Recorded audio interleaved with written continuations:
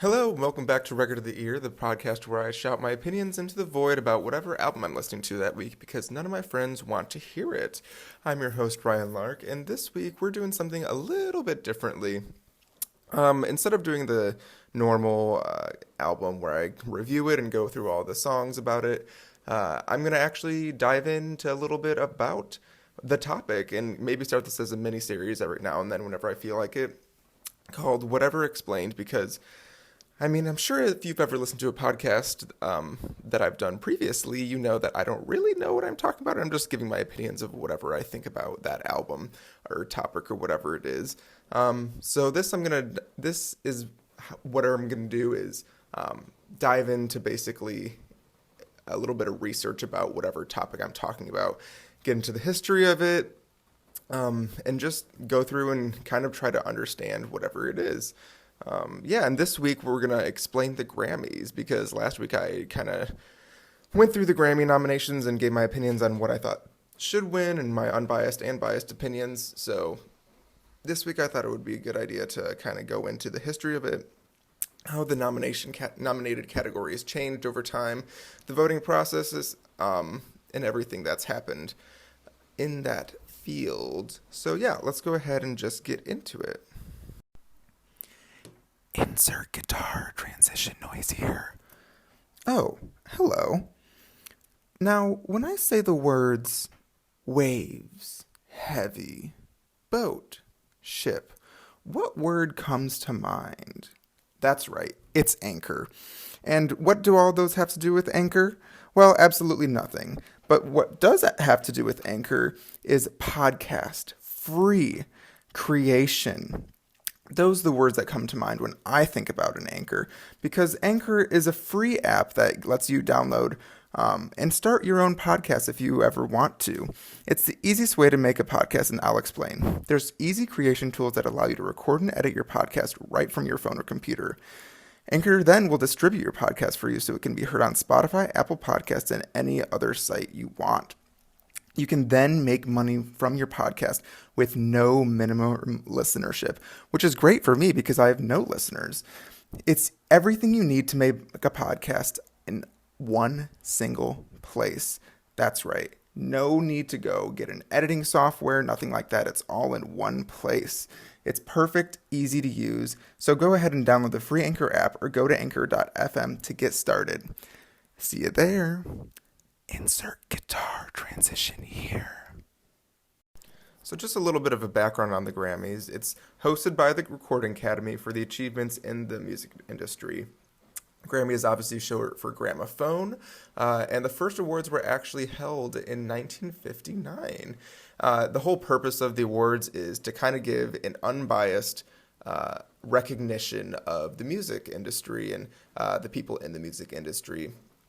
And it's quoted as to be given in honor of artistic achievement, technical proficiency, and overall excellence in the recording industry without regard to album sales, chart position, or critical reception. And I think that's where things get murky a little bit sometimes because people get upset when songs like WAP, recently musicians such as The Weeknd don't get nominated because they were so popular and had a lot of sales and were critically acclaimed, but they weren't nominated for some reason. And there's obviously more complicated reasons that wouldn't happen, but this is supposed to be just because it's popular and it does well doesn't mean it deserves to be nominated, which I understand to some extent, but also I think there's room to say if something is popular, then maybe it does deserve to be nominated because there's a reason it's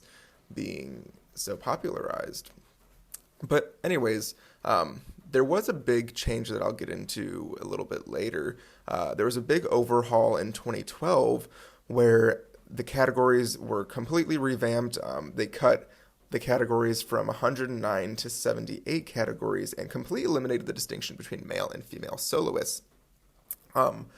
Which I think is really good. It's really great. They kind of also later on increased the nominees for at least the general categories from 5 to 8 nominees. I think that was in 2019 it started.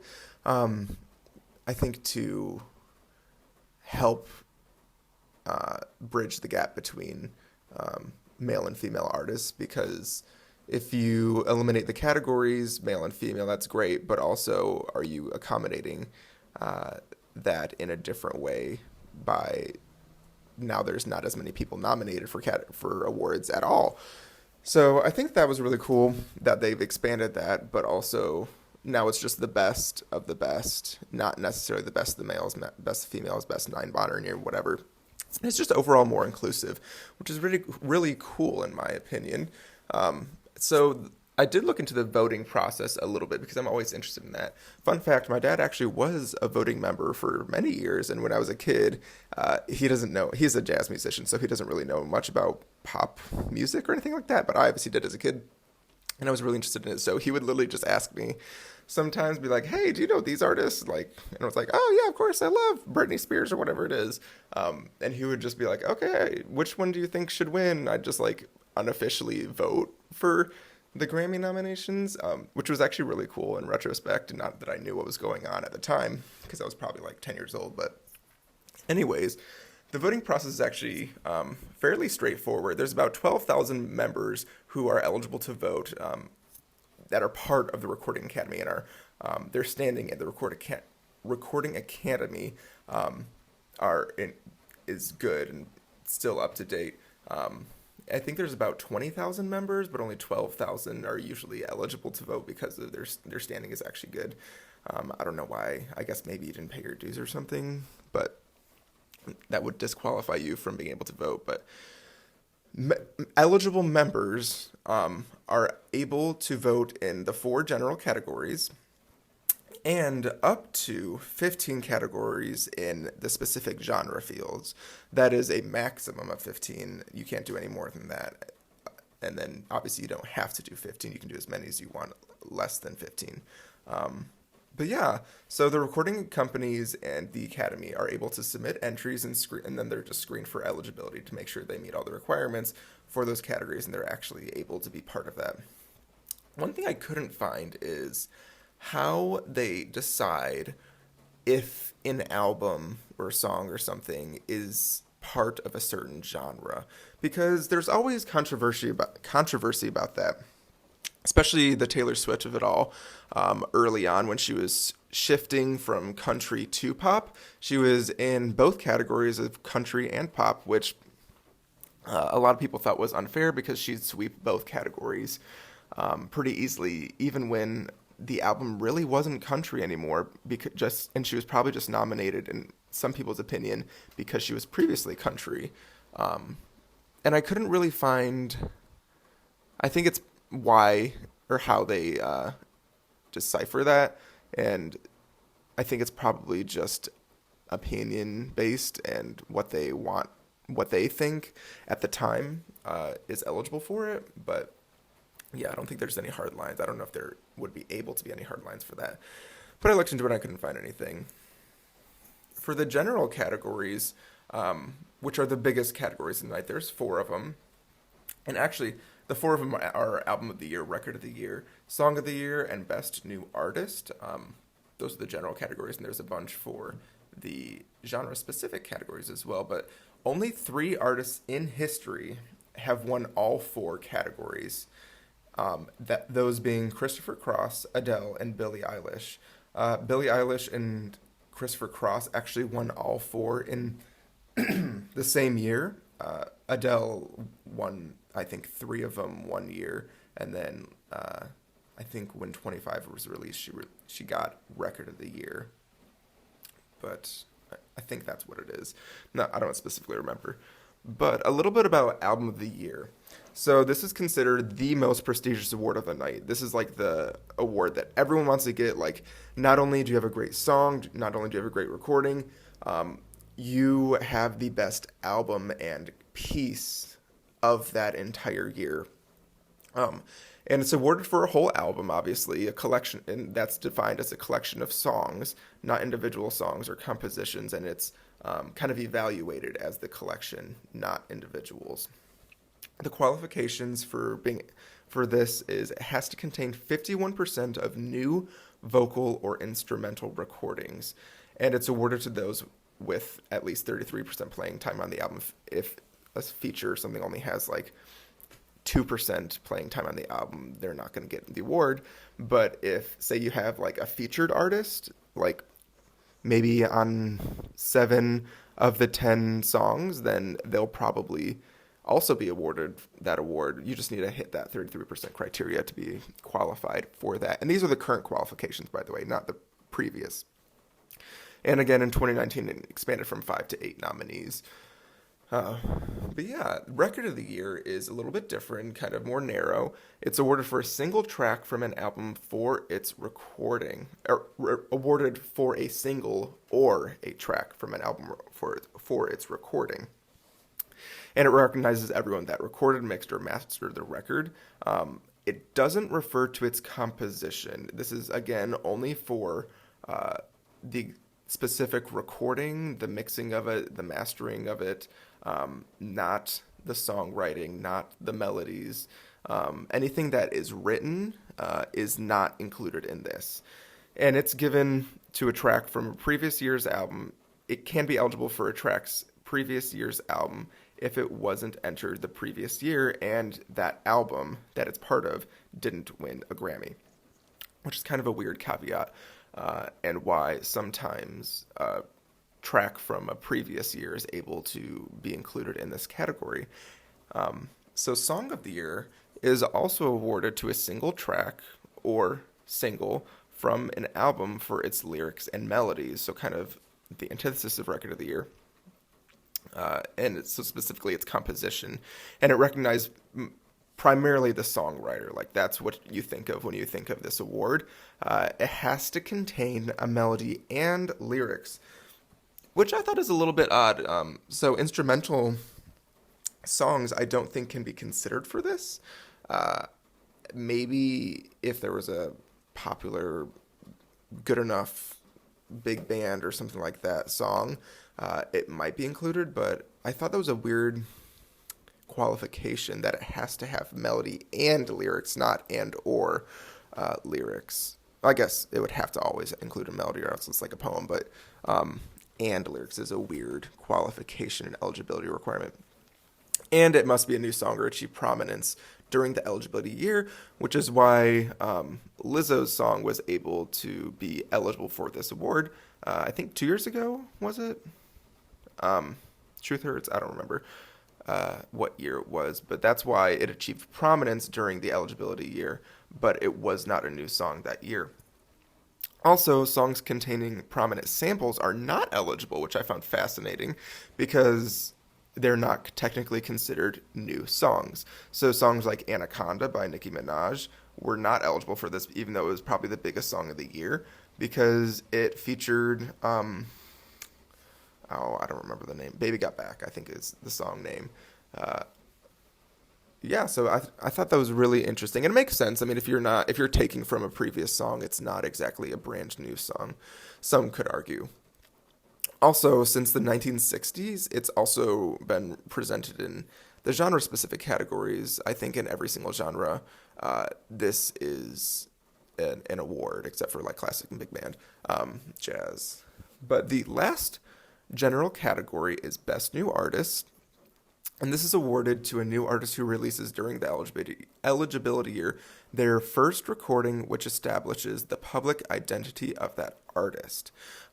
It's kind of seen as kind of a weird cursed award, quote unquote, where you're never able to quite duplicate the success of your recordings.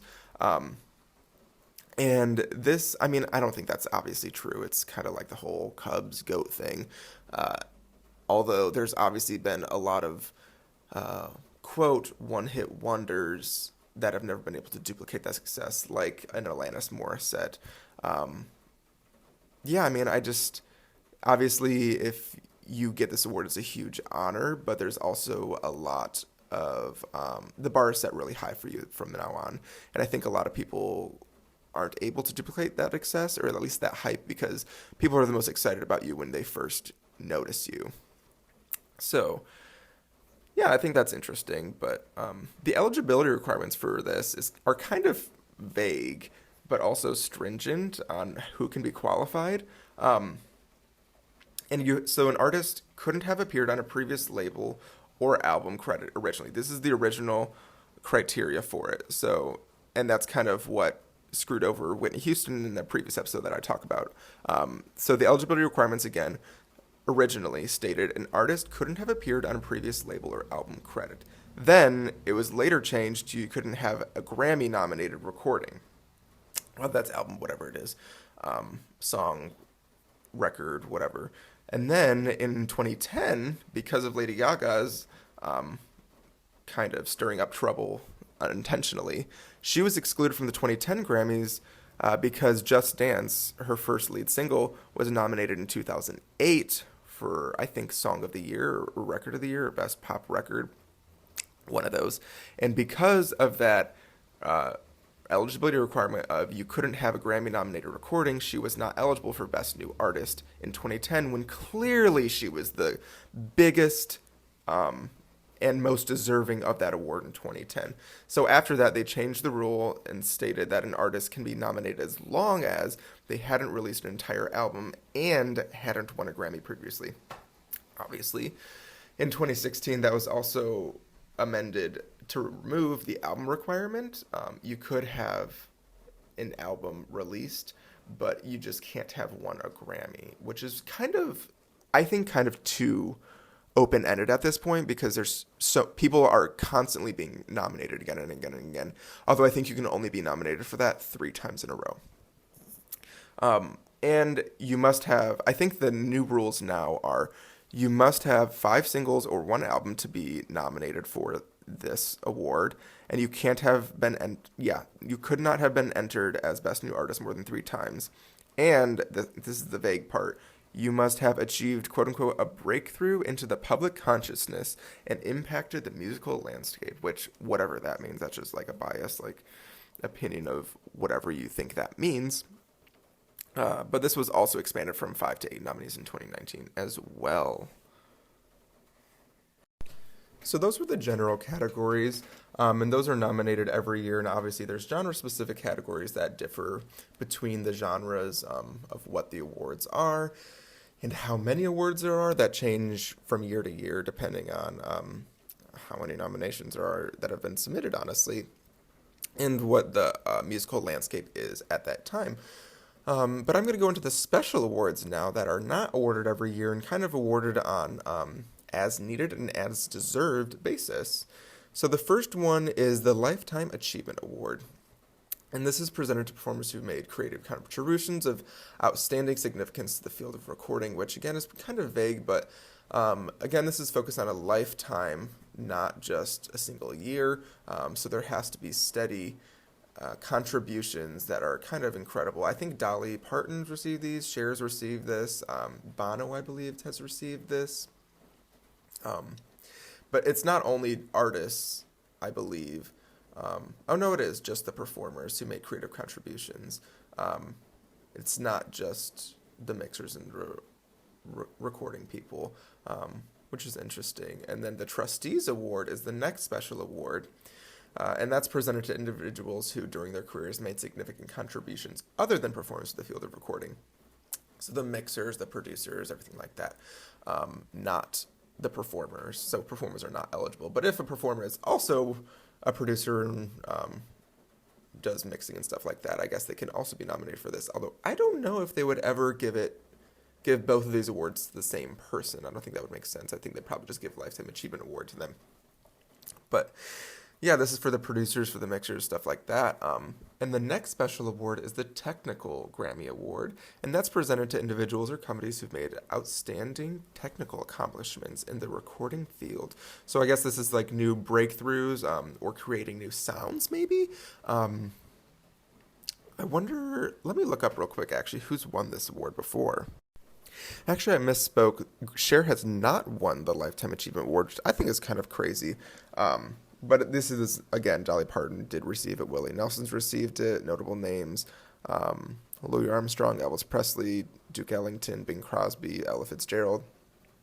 These are the performers that won the Lifetime Achievement Award. The Trustees Award has been noted as to been given to Duke Ellington. Bill Graham, Ashford and Simpson, and Johnny Mandel, who you might have heard of, as well as, I mean, there's tons of people who've received this, but those are the most notable names that I recognize. And for the Technical Grammy Award, this has been given to even fewer people, such as Sony, Lexicon, and kind of recording labels and companies, but also individuals such as Phil Ramone, Jeff Emmerich, people like that who've made significant contributions. The Grammy Legend Award is another special award given now, and this is presented for ongoing contributions and influence to the recording field, so the recording field, not just the songwriting or performance aspect of it. And this has been given to musicians, companies, anyone in the music industry that has made outstanding and contributions over the lifetime, but even further than lifetime. So I feel like this is even higher achievement than the Lifetime Achievement Award, because you're kind of going above and beyond, and these are like the giants of the music industry, if you will. So like Michael Jackson, Barbra Streisand, Aretha Franklin. These are the big, if basically this is like when the unofficial title of like the Queen of Country, the Queen of Pop, or Michael Jackson, the King of Pop, the Queen of Soul. I mean, people like that are probably the ones that you would think of that are at the legend status, not the lifetime achievement status. But yeah, I think that one's a really interesting one, and that has not very many recipients to it, honestly. What's interesting is actually this award hasn't even been given out since 2003 to the Bee Gees, which is so weird. I don't know why they haven't given it to anyone since then. There's, I think, for sure people that deserve it. Very interesting.